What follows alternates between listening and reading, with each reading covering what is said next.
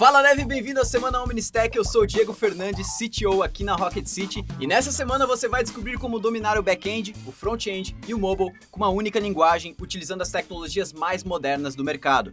As mesmas tecnologias utilizadas pelo Uber, Nubank, Airbnb, Instagram, PayPal, Netflix, Medium, Facebook e por aí vai. Resumindo, eu vou te mostrar como levar as suas aplicações e a sua carreira de programador para o próximo nível. Mas a melhor parte é que eu vou fazer isso na prática, então se prepara porque ao longo dessa semana a gente vai desenvolver juntos uma aplicação do zero utilizando a stack Node, React e React Native. E antes da gente partir para o código, eu preciso te explicar por que essas tecnologias fazem tanto sentido juntas. Todos os dias surgem novas ferramentas em programação e a quantidade de coisas que você pode aprender é praticamente infinita. Por isso, muitos programadores perdem tempo escolhendo as tecnologias erradas ou ficam pulando de uma ferramenta para outra sem nunca atingir os objetivos. E eu sei porque eu já passei por isso. Eu comecei a trabalhar com programação com 16 anos em uma agência digital aqui de Rio do Sul, no interior de Santa Catarina.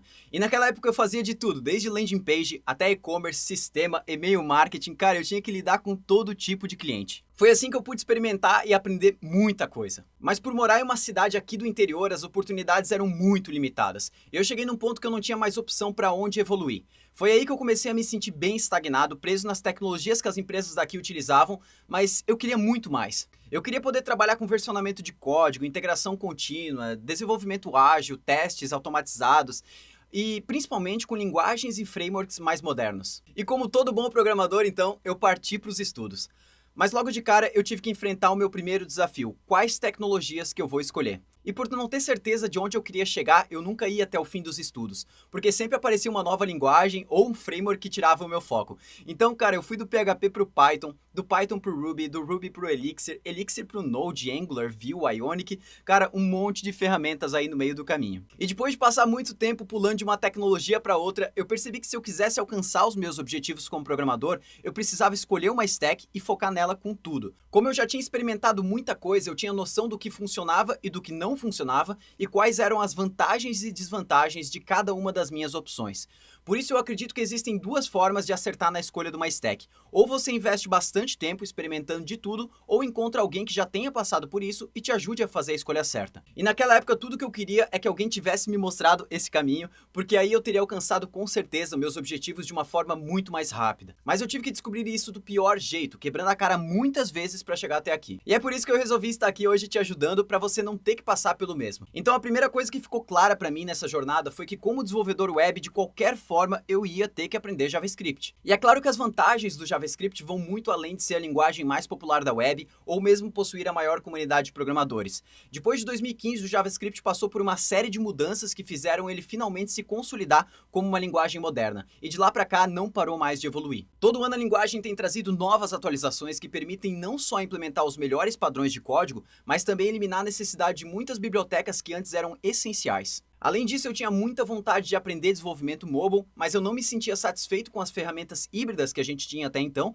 e achava o desenvolvimento nativo muito penoso. Mas com a chegada do React Native ficou claro que eu tinha escolhido a linguagem certa. A possibilidade de desenvolver apps nativos multiplataforma utilizando o JavaScript levar o desenvolvimento mobile para o próximo nível, trazendo produtividade sem abrir mão da performance. E fizeram o JavaScript se tornar não só uma linguagem essencial no desenvolvimento web, mas extremamente relevante no desenvolvimento mobile também.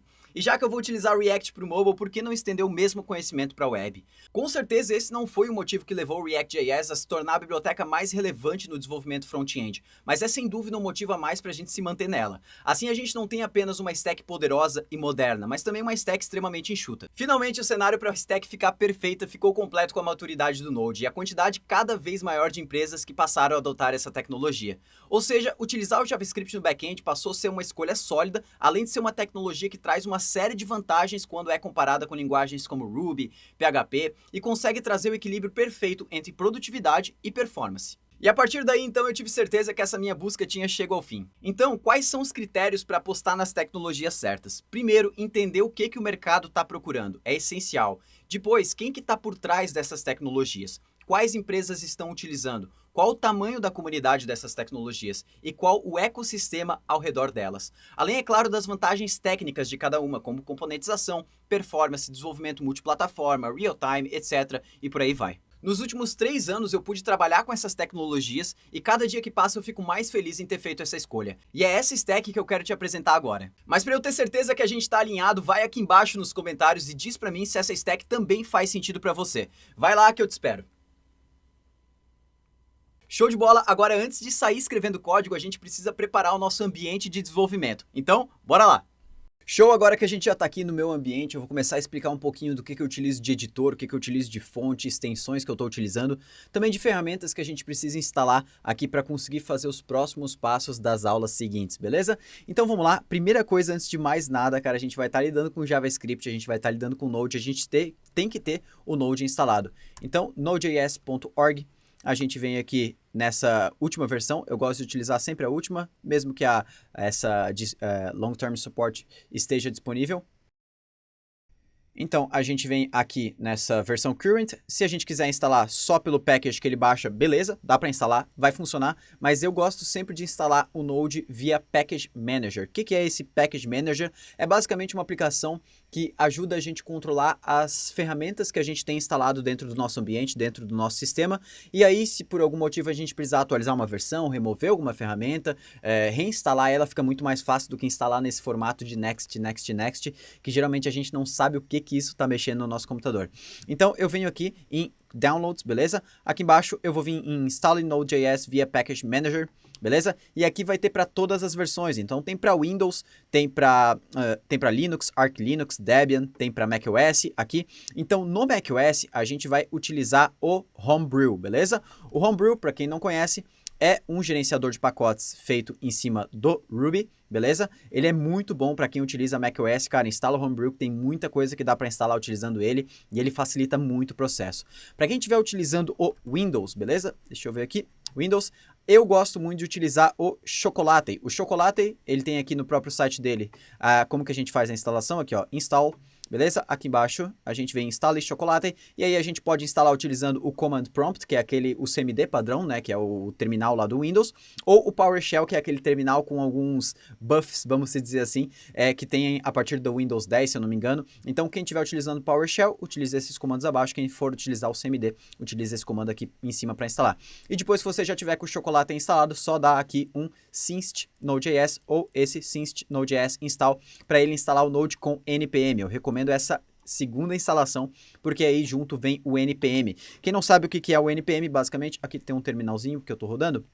Então, eu já tenho o Node instalado, a sua versão, claro, não precisa ser a mesma que a minha, né? Eu tenho o Node aqui na versão 10.9, a partir da versão 7 tá tranquilo para a gente fazer tudo que a gente precisa aqui, e eu tenho o NPM também. O NPM, ele vem instalado por padrão junto com o Node, beleza? Ele é um gerenciador de pacotes para o Node, para a gente conseguir instalar bibliotecas. A gente vai falar um pouquinho mais sobre ele mais para frente, mas voltando aqui então, se a gente tiver, por exemplo, num Debian ou no Ubuntu, então eu estou mostrando os 3 ambientes mais tradicionais, a gente pode vir aqui em Official Node.js Binary Distributions, beleza? E aqui a gente vai ter aqui embaixo, por exemplo, como que a gente faz a instalação do Node.js 11 via apt-get, beleza? Então, se a gente tiver no Ubuntu ou se a gente tiver no Debian. Então, aqui eu recomendo muito, se você tiver no ambiente Debian ou Ubuntu, utilizar o apt ali para fazer a instalação do Node, tranquilo? Feito isso, então, a gente vai ter ali, como eu mostrei, disponível o Node e o NPM dentro do nosso terminal. Então, a gente precisa chegar nesse resultado aqui para saber que a gente está com a parte do Node pronta para as aulas seguintes que a gente tiver durante essa semana, beleza? Então, além disso, eu vou utilizar um carinha, chama Yarn. Eu vou acessar o site, chama yarnpkg.com. O Yarn, ele é um NPM aprimorado, vamos dizer assim. O Yarn, ele é mais veloz que o NPM, porque ele resolve os packages de uma forma mais rápida, vamos dizer assim. E resolver, eu quero dizer basicamente assim, uma dependência, ela tem dependências também. Então, a nossa aplicação, vamos supor, ela depende de uma biblioteca para fazer autenticação, vamos supor, né? Essa biblioteca de autenticação, ela depende de uma outra biblioteca que faz hash de senha, criptografa.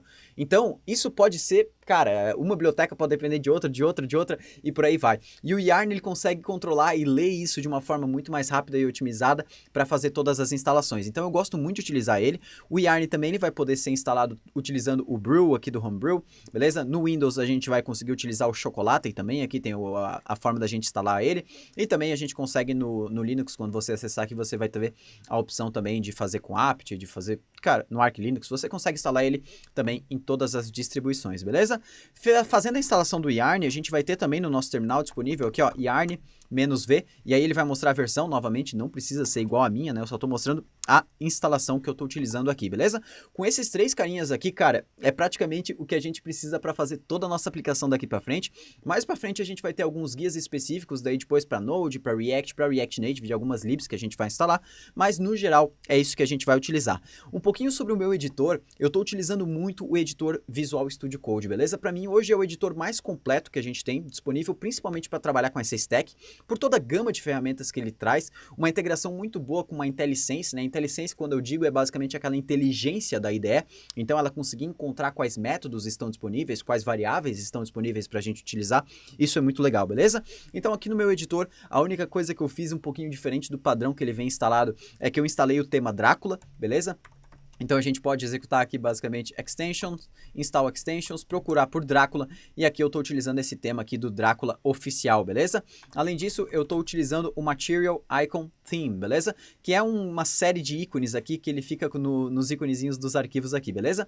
Além dessas 2 extensões, se eu pudesse recomendar para você instalar qualquer outra extensão, seria, claro, as extensões da Rocket City. Então já está aqui, ó, Rocket City React.js e Rocket City React Native. Essas extensões, elas trazem uma série de snippets, né? Snippets são aqueles que a gente coloca um pouquinho, uma palavrinha, dá um tab e ele cria um código pra gente. Então a gente tem vários snippets, como a gente pode ver nesse GIF aqui, por exemplo, ó, para criar um componente React. Mais pra frente a gente vai ver o que é isso e tudo mais. Mas a gente tem uma série de snippets disponíveis para facilitar e agilizar o desenvolvimento utilizando a OmniStack, beleza? Então já falei do meu editor, já falei do tema que eu estou utilizando. Outra pergunta que muita gente me faz é a fonte que eu utilizo, porque na fonte que eu utilizo, geralmente quando eu uno alguns caracteres, eles ficam esses caracteres mais bonitos, assim, mais legais visualmente, né? Por exemplo, tem isso aqui, ó. A gente consegue utilizar várias combinações de caracteres que montam esses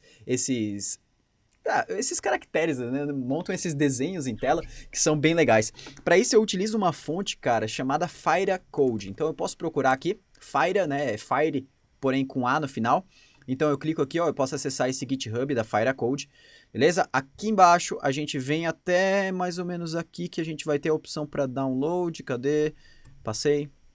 Aqui, ó, Solution, e aí tem essa Download V, aqui a minha versão pode estar diferente da sua também. Eu clico aqui para baixar, ele vai baixar um zip contendo a fonte Fire Code.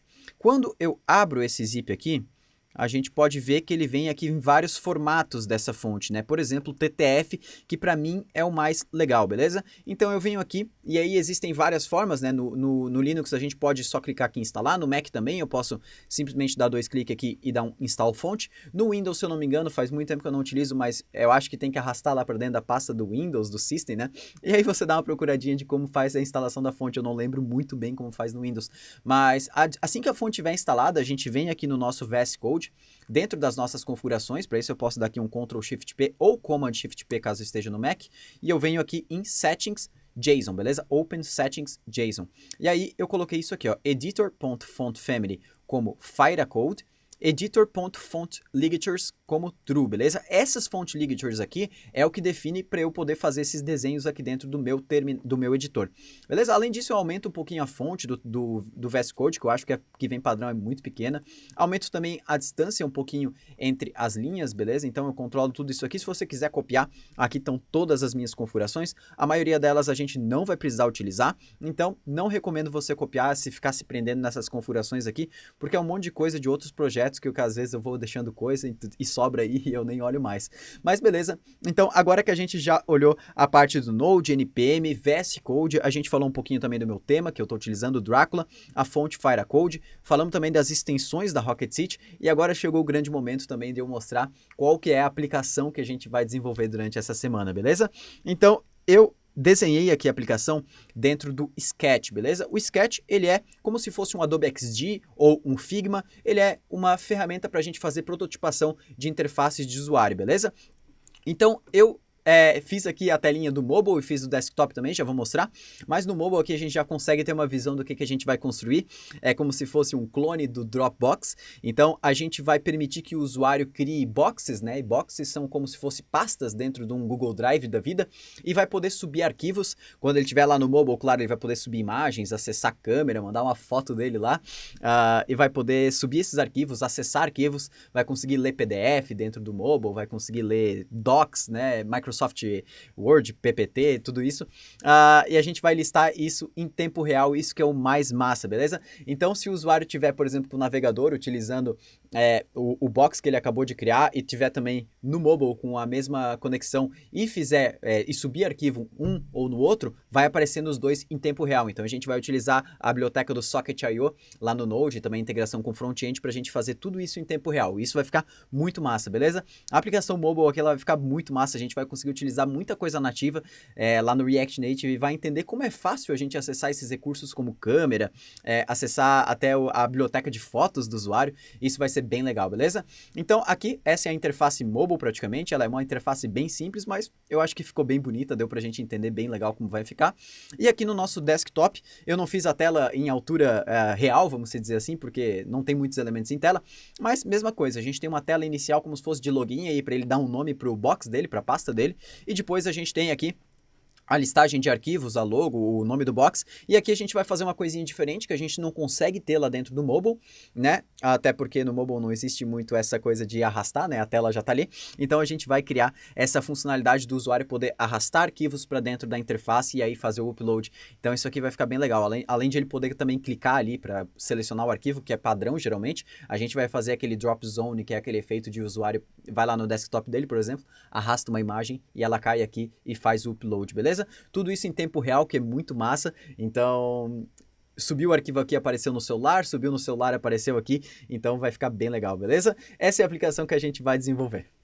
Massa, e amanhã o que a gente vai fazer é desenvolver a base da nossa aplicação no back-end, utilizando o Node para construir a nossa API com MongoDB para persistir os dados. Agora, para mim é super importante saber o que você está achando do conteúdo até agora. Então, por favor, deixe o seu comentário aqui embaixo e pode ter certeza que eu vou ler cada um deles. E segue a gente lá no Twitter e no Instagram que a nossa conversa acontece por lá também. Abraços e até amanhã!